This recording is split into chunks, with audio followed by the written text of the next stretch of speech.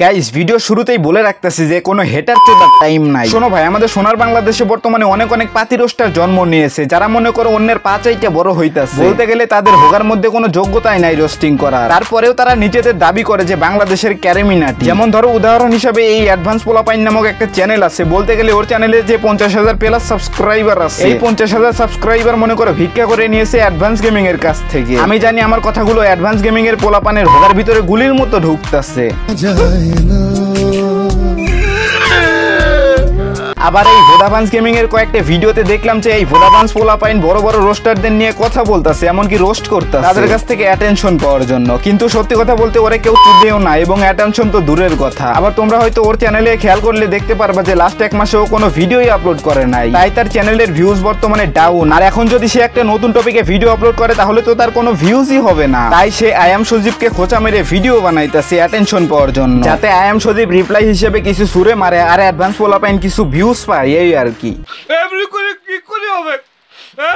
মানে ভাই তোমরা কি একটা বিষয় খেয়াল করে দেখছো যে এই ভোদাভান্স গেমিং কতটা পাচাটা লেভেলে? মানে ওর চ্যানেলের 99% অডিয়েন্সই মনে করে অ্যাডভান্স গেমিং এর, আর ওই হালাই ভাবছো তাই যে ও নিজের যোগ্যতা ইউটিউবে সাবস্ক্রাইবার কামাইছে। মানে একটা মানুষ কতটা বোকাচোদা লেভেলের হলে এইসব কথা বলতে পারে? আরে ভাই অ্যাডভান্স গেমিং যদি তোরে সাপোর্ট না করতো তাহলে তোরে কুত্তাও তুইতো না। অ্যাডভান্স গেমিং এর পা চাইতে আবার ভাবলো তোরে আবারও বলতাছি পারলে নিজের যোগ্যতায় কিছু করে দেখা। স্বর্ণের পা চাইতে আর কতদিন চলবি ভাই?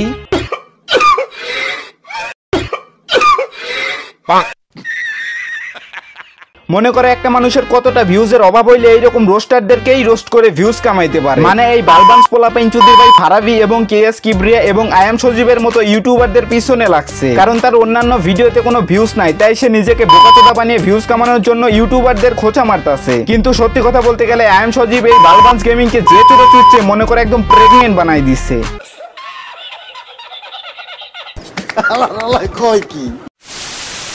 এখন কিছু কিছু বোধাই মার্কা পাবলিক মনে করো যাদের মাথায় ব্রেন নাই তারা এসে কমেন্ট করবে যে আমি আই এম সজীব, ফারাবি এবং কেএস কিবরিয়ার দালালি করতেছি। এইটা যদি ভাই তোমরা ভেবে থাকো তাহলে তোমাদের মাথায় ব্রেন বলতে কিছু নাই, তোমরা আসলে টিকটকারদের মধ্যে পড়ো।